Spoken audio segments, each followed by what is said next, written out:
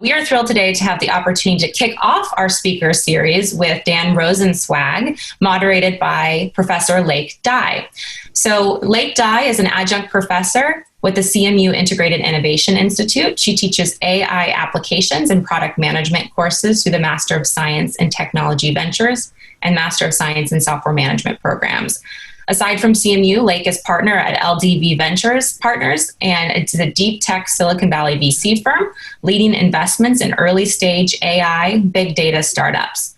Prior to that, Lake has 20 years of operating experiences of building and scaling product, engineering, and business teams at early stage startups and public companies. She was employee 84 at Alibaba as head of product, and then led the search engine team at Yahoo China.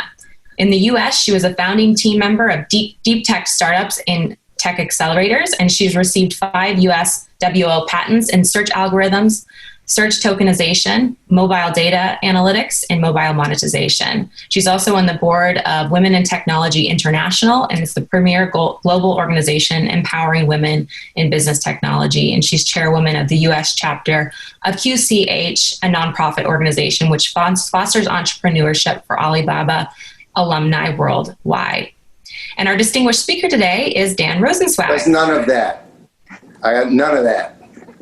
Well, Dan, if you don't want me to introduce you, I think the students actually did have your bio in advance. So he is, as you know, the CEO and president of Chegg. So I can pass it over to you if you're ready for the discussion. I'm sitting here. Great. Go for it, Lake. All right. I feel like we should start with Dan's impressive bio, but there are so many great stories about Dan, and I think that it's our privilege to have him joining us and share of his stories, Chegg story, and his vision about EdTech in the future. So the first question is the Dan question. Okay, so how did you make your career choices after college and going forward? And what contribute most to your success? Is it the right industry choices? Is it right mentors, right attitude? Well, that's a lot. First of all, hi, everybody. Thanks for being patient. It's fun to run a company and do all these things over Zoom. You're probably as Zoom exhausted as I am, but it's still nice to do this. And Lake, thank you for inviting me. Lake and I have known each other for a long time, worked together for a short period of time. She was employee, whatever, at Alibaba, and I was the guy that helped lead the deal that had Yahoo invest in Alibaba. So small world, and also have a lot of people in our company, and some that have been on our board that went to CMU. So very excited to do this and grateful for the opportunity. So Lake asked a question that is nearly impossible to answer if we're going to answer any other questions, which is, how did you make these choices? So I could be truthful or I can make myself look good. So I'm assuming you would prefer truthful, which is most of my choices were non-choices. So until I was 40, I mostly deferred and like many of us, found more reasons and spent more energy on learning how to say no with class rather than how to say yes with courage. And it wasn't until I was 40 where I had finally hit rock bottom, and I had determined that if I had stayed where I was, I'd taken a company public. I was CEO of ZDNet, sold it to CNET for $1.6 billion, but wasn't a founder, so you don't sort of get paid the same. And at that point, the stock market was going down, and so one day you're worth $55 million, and the next day you're down $1.75 million. So it's, when I mean down, meaning went from plus 55 to negative 1.75. So life changes pretty quickly. And what I realized was the difference between the people that were doing the things that I was jealous of was that they found a way to say yes, and I kept finding ways to say no. And I realized that life really is serendipity, and that you have to embrace the opportunities when they present themselves, not when you want to do them. Anybody who thinks that life is going to go on their schedule is crazy. It never happens that way. And so for me, my management team and I, we have this philosophy of brilliant by accident, which is we acknowledge that certain things have turned our company around, made it really successful. but that at the time we made the decision, we didn't really know. So the challenge when a CEO gets a decision, or you get a decision in your life, it's normally 50-50, which means if it were obvious, you wouldn't have to make a decision. So what do you do with a non-obvious decision that you're forced to make? Well, the challenging part isn't making the decision. The challenging part is making the decision the right one after you've made it. And so for me, like, the hardest part of my job were figuring out creative ways to say no to things that would have made me incredibly successful. And I still occasionally do it. So I'm well known for many things. Some of them are actually reasonably good, but one of them is the guy that turned down Zuckerberg and introduced him to Sheryl Sandberg and said, no, you want her, not me. So I would own Carnegie Mellon had I said yes, or I could have been fired. We'll never know, the road not taken. So for me, I think you learn over time that whatever the decision is, make it, embrace it, own it. Don't look over your shoulder. Don't second guess it. You'll never know the road not taken. Just go for it. So that's my view at this point. If you want a whole analytical spreadsheet, algorithm bullshit, I'm not the right guy. At the end of the day, you have to make choices, and they involve a lot of variables. Ultimately, we generally know what the right decision is. We wonder why we don't make it, even though we know it. And I would say embrace the opportunity when it presents itself. If it feels right, go for it, and go in with a good attitude, good work ethic, an expectation to succeed, not an arrogance, but an expectation to succeed. And then find a great boss mentor who believes in you and believes in what the company's doing. And things tend to work out more that way than trying to market time it or pick the exact right situation. It takes guts to do that. Well, it takes guts, or me. It takes hitting rock bottom and saying, shit, like, if I work for 3 more years, what gets better for me? I don't get any wealthier. I don't get any more job opportunities. I don't get any happier. So, but it does take guts. I mean, look, anybody that wants to be in any entrepreneurial environment has to have enough courage to make a choice. So talk about the challenges. So what has been the biggest challenge in your career, and how did you overcome it? Oh, well, I don't know that I've overcome it yet. The biggest challenge in my career is generally me. So I tell the story when I talk to business schools. Usually do it live, so I'm much more animated. But although today is Bruce Springsteen's birthday, so I wore this in his honor. He's 71 today. What I always say is, I tell a story this way, Lake. I'll say to people, how many of you have ever heard of Dobbs Ferry? And the answer usually 100 people is nobody. And I was like, well, then I got to be the most successful person in Silicon Valley to ever come out of Dobbs Ferry, right? Because that's where I was born. And it's like, let's see, who else was born there? Oh, yeah, Mark Zuckerberg. So, nope, guess I'm not the best known to come out of Dobbs Ferry. But then my mom got remarried, and I moved to a town called Scarsdale, which a lot more people have heard of. And I was like, so let's make it harder. Let's say I got to be the best known person to move to California from my graduating class of 1979. Yes, that's not a year you guys scroll to when you have to pick your dates. And then it's like, let's see, who did I graduate with? Oh yeah, Aaron Sorkin. Social Network, Few Good Men, West Wing. He wrote all those. And he was my classmate growing up from 4th grade to graduating high school. So I'm not even the best known person from my high school class. Then I said, what about college? You guys are all in CMU. It's a great school. I went to Hobart College, also a great school, but not quite the same. And so I say, well, how many of you have heard of Hobart? Maybe a few people if you're on the East Coast, right? And then I'll say, well, let's go to my graduating class of 1983.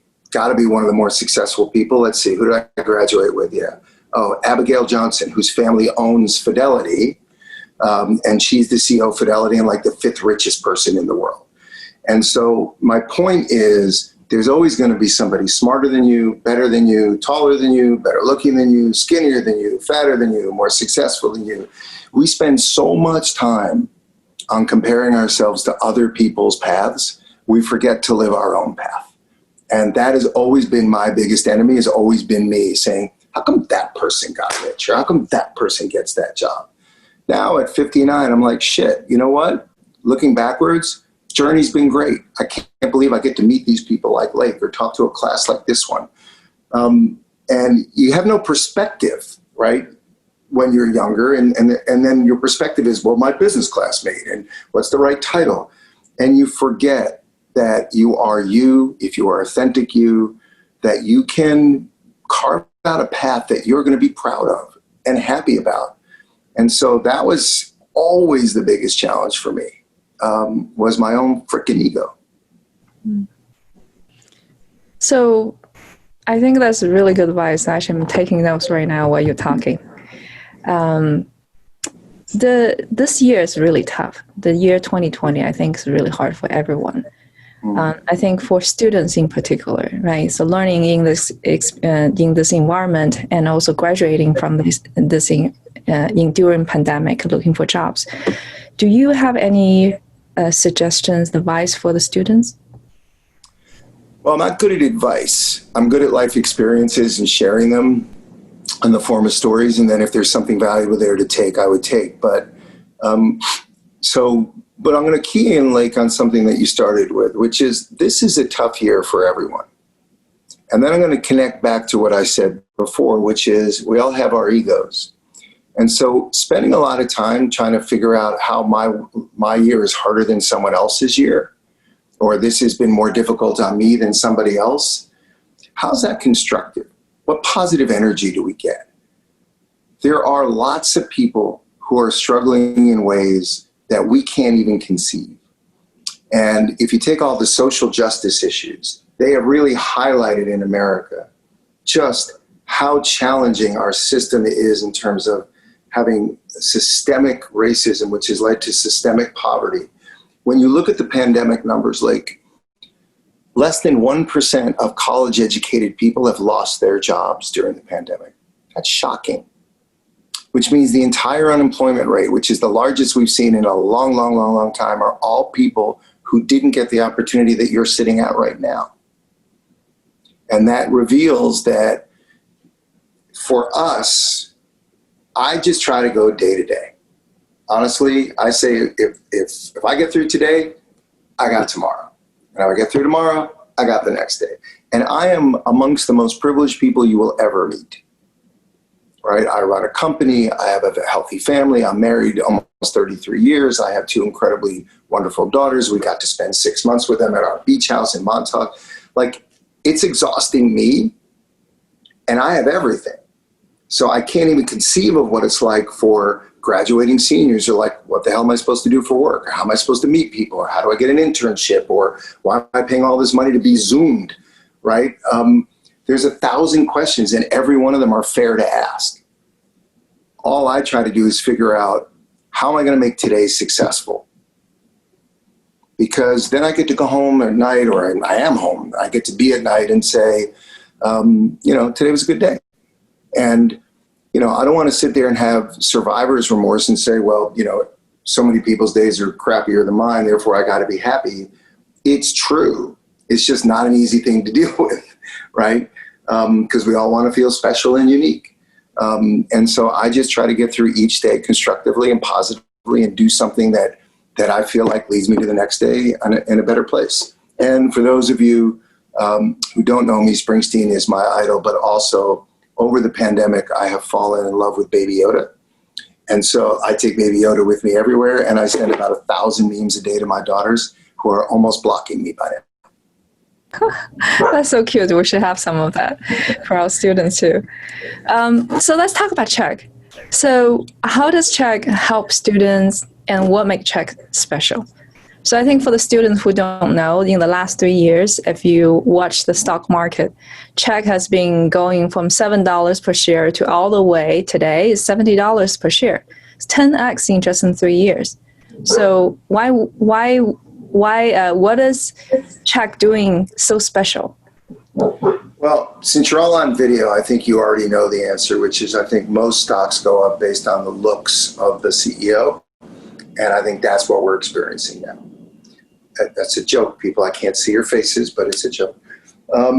Look, we did something complicated to do, which is we went public when we were forced to, not because we were ready to or wanted to, or we would have gotten bankrupt. We then had Amazon enter the market before our first earnings call and deliberately lower the prices and try to put us out of business. We had not gotten into digital yet, and it was considered amongst many of the elite in Silicon Valley to be the worst IPO in Silicon Valley history. We priced it $12.50. We closed the first day at $9.68. We never saw the top of $9 for 4 more years, or 3.5 more years. But during that time, what we did was we focused on the reason that we created the company to begin with, which is how do we help students? We put students first. How do we build products and services that students need, that schools are not supplying, that the overwhelming majority of students don't get the opportunity to get access to? And how do we keep the prices low, the quality high? And that allowed us to keep critical people, but also to hire people, because when you work at a mission-driven company, the screening gets a lot easier. It's people who care about that mission, and they generally come from, they could be very different in terms of backgrounds, right? So Chegg has 55% men, 45% women. The third largest group in the company is actually white men. We have more Asians, Indians, and Chinese and other Asian backgrounds than we do any other group in the company. And so these are all people who commonly share a desire to improve people's life through education. So we were able to retain people, hire them, help them buy into the mission. Well, I used every trick in the book, every friend I had to validate our company, every celebrity friend that I had to validate our company, or athlete to come in to make employees feel special as we were going through the transformation. But essentially what we did was we identified a really big problem. We identified a business model that no one else has had. We identified how to put the one thing back in students' lives that you all value. You know what it is? Time. Time. And so we built an online, on-demand, low-cost, super high-quality, 24/7 product for $14.95 a month. And it's got 45 million questions asked and answered already in it. We found a way to answer as many, this year we're going to answer as many as 17 million new questions. Imagine there are 17 million questions on top of 45 million that haven't been asked yet. What it tells us is just how difficult having a 200-plus-year-old education system is in a modern society. And with all due respect to the brilliance of all the people who get into CMU, what you should know about the United States of America is the average age of a student is 25. 26% of them already have a child. 40% of them are working 30 hours a week or more. And 10% of all students in the United States go to a single school system, which is a community college system, which is the state of California, which has over 2 million students that go there. And even to go to a community college, it's an hour-plus commute there, an hour-plus commute back, and then you got to take the class for an hour. So that's 3 hours out of your day to take one class while you're trying to raise a family, earn a living. And so what Chegg really figured out, similar to the way Amazon figured out their magic was one-click buying. You're all too young to know that. That's actually what they invented. Apple versus BlackBerry. What did Apple solve for? They didn't, by the way, the App Store was not part of the original iPhone plan. So the world said, what the hell do we need another iPhone for? But if you had a BlackBerry, then you know the debate was always screen size versus keyboard size. Apple solved that problem by saying, the keyboard and the screen are the same thing. And so we can make it all whatever size you want. And so Chegg solved the one problem that students need, which is high quality, low cost support that gives them, that helps them pass the class and saves them time. That's what we do. And it's just been extraordinarily popular. I mean, it's hard I've been there for 10 and a half years. Last quarter, we grew 58% year over year. By the way, there's only 4 public companies that have more than $400 million in revenue, that are growing higher than 30% a year, that have better than 30% EBITDA margins. And Chegg's one of the 4. It's actually shocking. It's amazing. So I'm as surprised as you are. I'm not surprised. I think, just like some of the students chat, posting the chat, is that we like Chegg, care about the mission. We like to hire people that align with the mission. And I think that's huge part of why Chegg is so successful today. It's a massive part. Like I've run a lot of interesting companies, right? You can look at the bio and see. They all got sporty names and get you invited to cool parties. Guitar Hero. As an example, like signing Taylor Swift was a lot of fun. Introducing my daughters to her was a lot of fun. Signing Eminem and Jay-Z was a lot of fun. Just the rest of it was boring as hell because there was really no mission, right? For me, and I'm an adrenaline junkie, so I like doing things that I can feel really proud of. I can feel proud of my work, the team, the execution, but not so much the mission.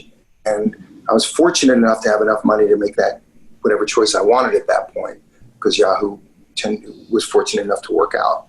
But you hire people, and then you always get to do this when you have a problem. You always get to say, if our mission is to put the student first, how does that choice versus this choice do it better? And if they can't answer it, then we don't have a debate anymore. So it creates efficiency of decision making. So is there any product vision shift or strategy shift during pandemic? Well, no, in that the product's the product. Mm-hmm. But what happened was twice as many people wanted it. I shouldn't say that. Truth is, we had done a lousy job for years, almost on purpose, of blocking account sharing, as I'm sure many of you know. Mm-hmm. When the pandemic came in the United States, what happened was proximity sharing. Hey, can I borrow? Can I use? Can you text me? Time zones, all these things that were easy went away. At the same time, we had been working on all this technology to block it.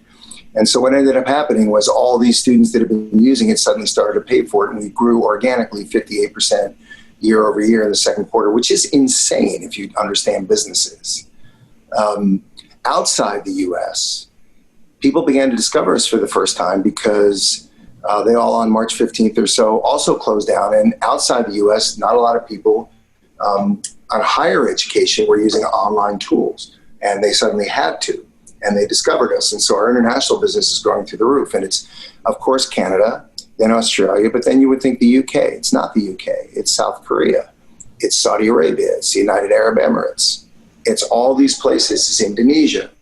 And so we're now hundreds of companies where the rest of the world is growing as fast as Canada, Australia, and the UK are outside. So what we've done is solve a big problem, and we've given students back time, and we've reduced stress.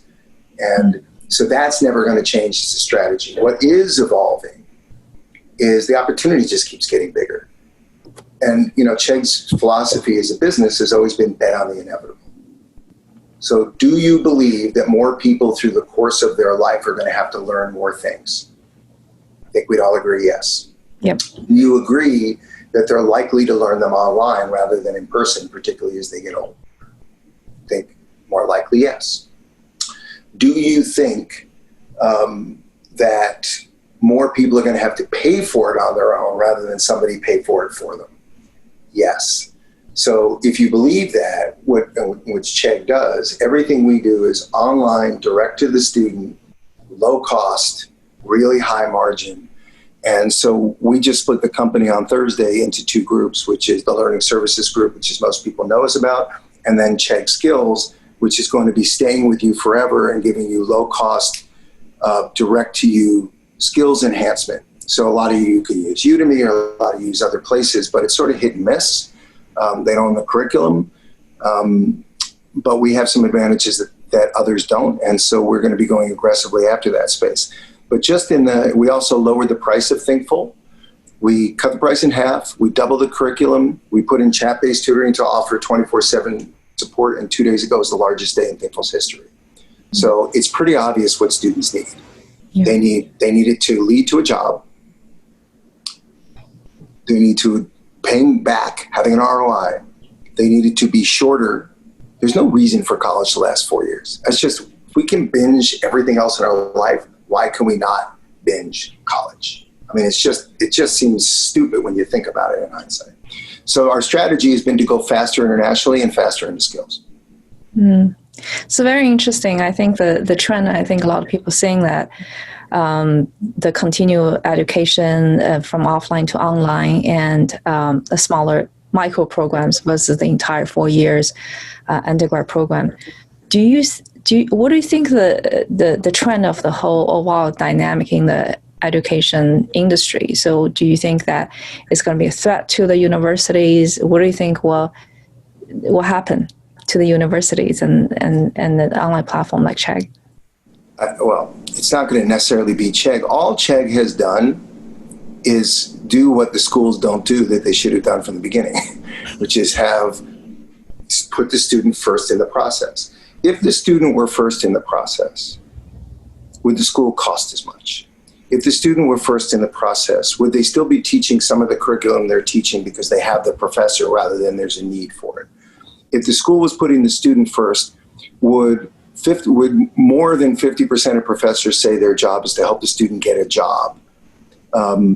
If they were putting the student first, would they force you to live on campus or use the food, which is all money makings? If they're putting the student first, would they be taking 15% off every bookstore sale, which automatically raises the prices?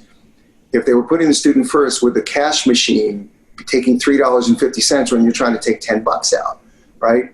Some of these things are like actually against laws in theory, right? That's usury in terms of money borrowing.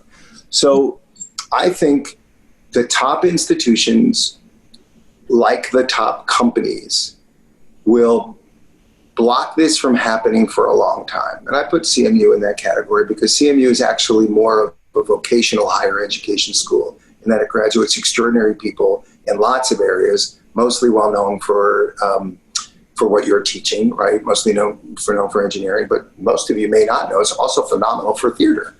It's very small, but it's very phenomenal for theater. I've had people be on the board of CMU.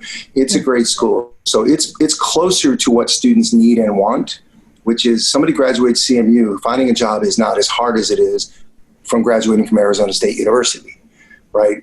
And the graduation rates at CMU are much higher. What if I told you that 43% of all college students don't get a degree, but probably 95% or 98% get one from CMU? What if I told you think of it as a 4-year college, the average graduation time in the rest of America, if you graduate at all, is 6 years? This is the stuff that's happening outside your universe. And so I think 25% of the schools are going to go out of business in the next year or two. Mostly they'll be small Northeastern liberal arts colleges, which I'm a fan of. I went to, my daughters went to. But a lot of them don't really have a premise or a purpose. And people aren't going to travel to them and pay that kind of money without getting an ROI on it. I think you're going to see state schools get defunded in lots of different categories because states are going to have to choose between rebuilding their economy, healthcare, or education. The money is only so much. So I think look, people move when it's in their best interest to move and when they have a motivation to move. So if you're the student, you have a real motivation to get lower cost, more relevant, and learning to earning as fast as you can with the right skills. If you're a business, you have a desire to get people who are better prepared for what you do with less debt so that when you pay them, you can pay them a fair price, but they actually make a profit rather than paying back the United States government. So unfortunately, the group in the middle, the clearinghouse, the universities, what's their motivation to change? Well, until the pandemic, you see how crappy they were at online. They didn't even believe in it. Now they want to charge you the same for it because suddenly it's as good when it comes down to the economics, right? And so I think you're going to see a set of imagination of schools. Here's an interesting question for all of you. Let's see if anybody knows. You can pop on and say it. What is the largest not-for-profit school in the United States of America right now? All right. So students, you can put in the chat. Or you can just say it, one or the other. I don't know. Did you block their ability to talk? No. So pop on, say whatever you want. I'm in my pajamas, for God's sake. Nope, nobody knows. Nobody's putting it in. Lauren. Oh, Lauren's saying take a guess. Okay. By the way, a little courage. It wouldn't kill you. So is it one of the Cal State? MIT. So MIT has like 12 people in it. So that's a big no. But Cal State, not even close. So I could tell you two schools that one of them you've heard of, which is Arizona State University. University of Arizona is close because it's in the same state. But it's Arizona State University has 72,000 students, and University of Central Florida has about the same. And guess what? They are not even the largest schools in this country. You know who is? Southern New Hampshire University and Western Governors. And you know what they have in common? They're 100% online. Yep, that's right. They're 100% online. And well, most universities are down 7 to 10% because of foreign students not being able to come. And also, unfortunately, another example of institutionalized poverty and racism is the fact that those students I mentioned earlier who have to work in order to afford school, their jobs are gone. Therefore, they don't even have money to pay for this semester. So with 7 to 10% of attendance down, I'm estimating that another 20% have switched where they've gone to school, more local, more online. But you know who's up 30%? Southern New Hampshire and Western Governor. The largest schools in the country are growing the fastest. And so this is what's going to happen. Over 50% of every student in the country, and you guys would agree if I asked you, believe that schools should now be hybrid, should be both.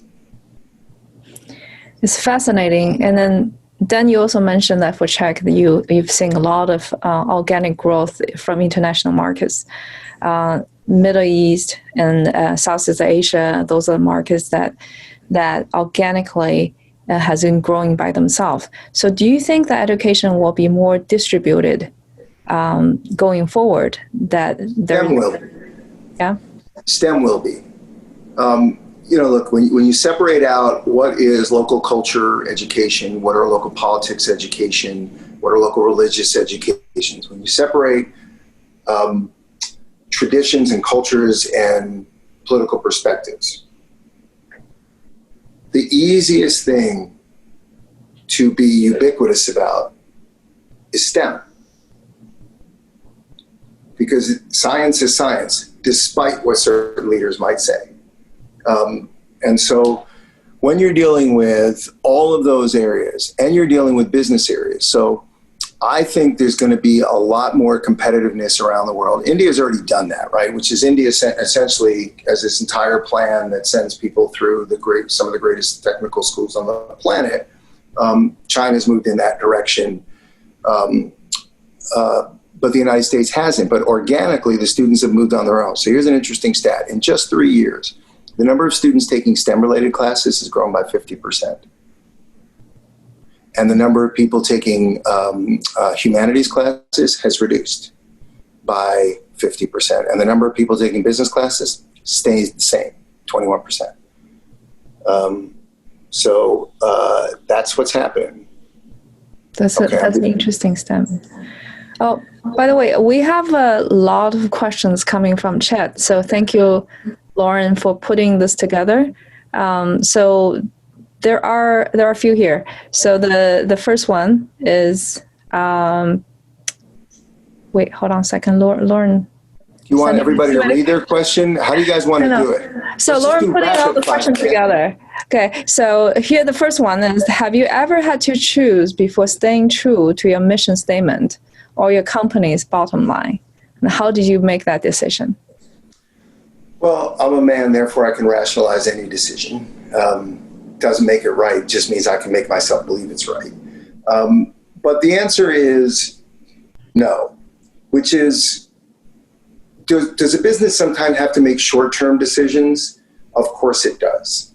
If the decision is to go out of business or go against what is the core of our mission, then yes, I've had to do that. So for example, if the mission is to keep our prices as low as possible, but if I didn't raise the price of textbooks, the company was going to be out of business my first 90 days being there. On the other hand, we raised it a couple of bucks a unit, and it was still $150 less than you can get it anywhere else.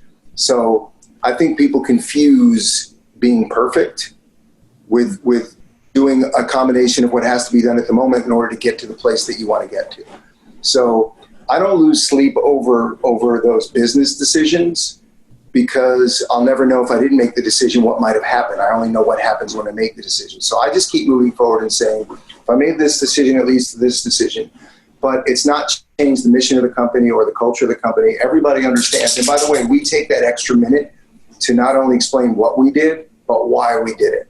We get a lot of good feedback from that. And sometimes it's clear that people just don't even believe why we did it is a good enough reason to have done it. But at least we had the dialogue, so people can live with that.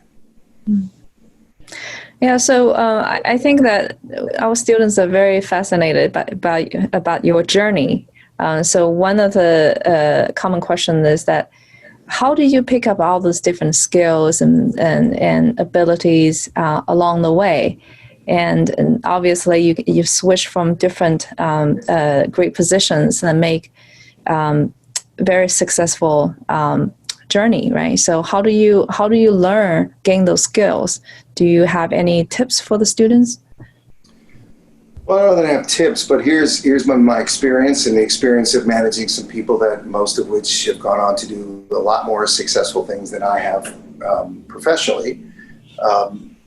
But the common elements are, first of all, say yes. Say yes. Too many of you, and you know who you are, find reasons to say, I'm not 100% ready yet.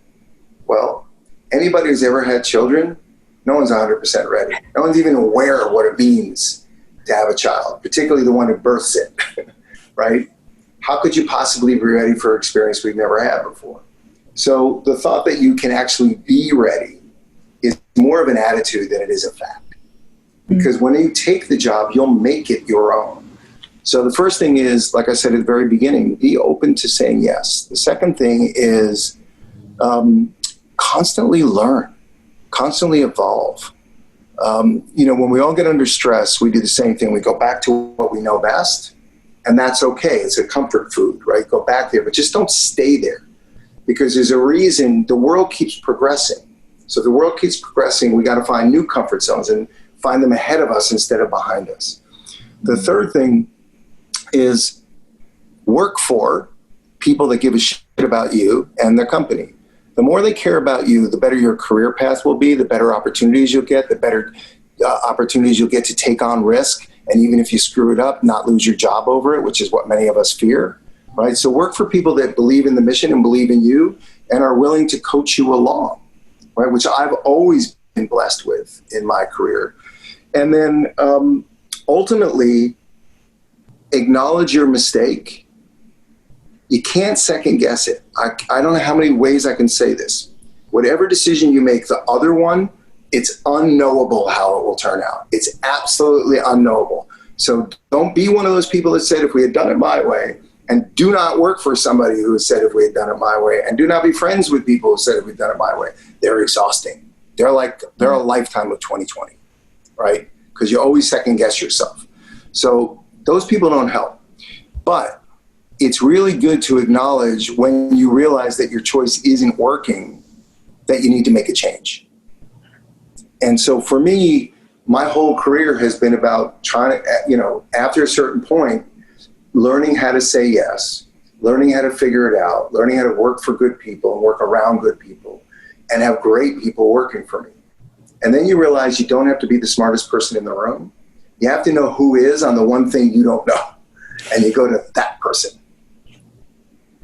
Yeah, I think this is amazing. One side story about Dan is that when I was working at Yahoo, this is back to almost 20 years ago, and I was very amazed when the first time I met Dan is that he seems to remember everyone's name. It's a pretty large organization. And 5 years, I know. And then after, maybe 5 years, we bump into each other and you can call my name again. So I think that was really amazing. It's very personal, very warm leadership style that a lot of people really appreciate. Well, you're very kind. I think that I was, if I've had any success, it came later in life. So I really did not start to accumulate wealth until I was in my mid-40s. And so I've always been, I never founded anything. I've always been an employee.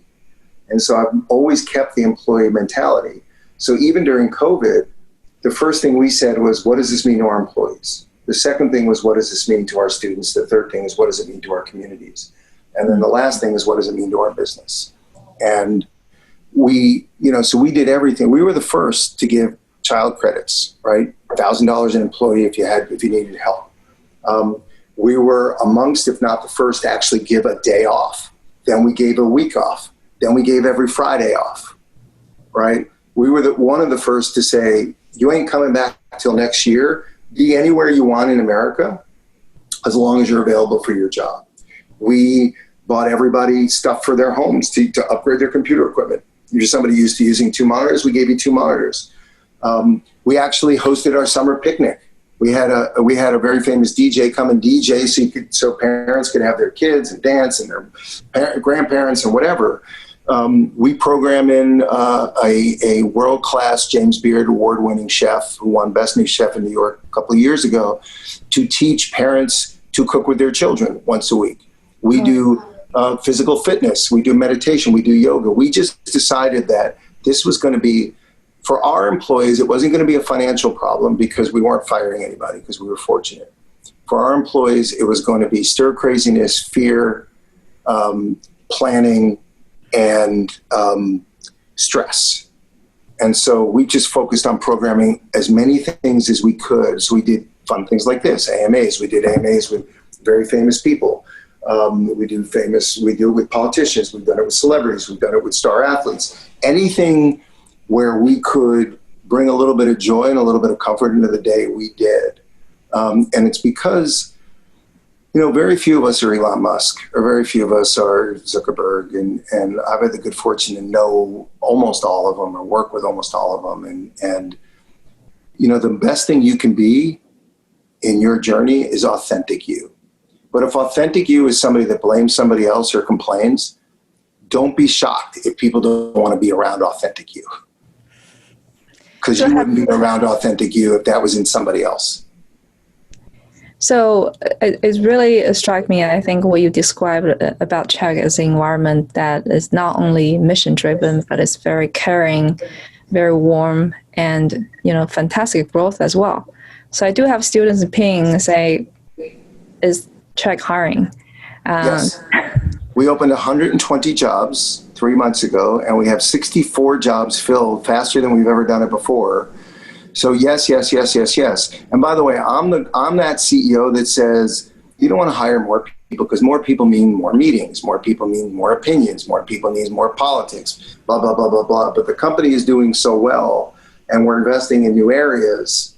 And weirdly enough, we don't have any. Look, most companies don't have turnover right now because why would you give up a job in healthcare during such an uncertain time? It'd be nuts to do so unless it was the perfect situation. But there's a lot of really talented people out there. So we 90 days, 62 jobs. We never had 62 jobs in 1 year, let alone in 90 days. So we still have more to hire.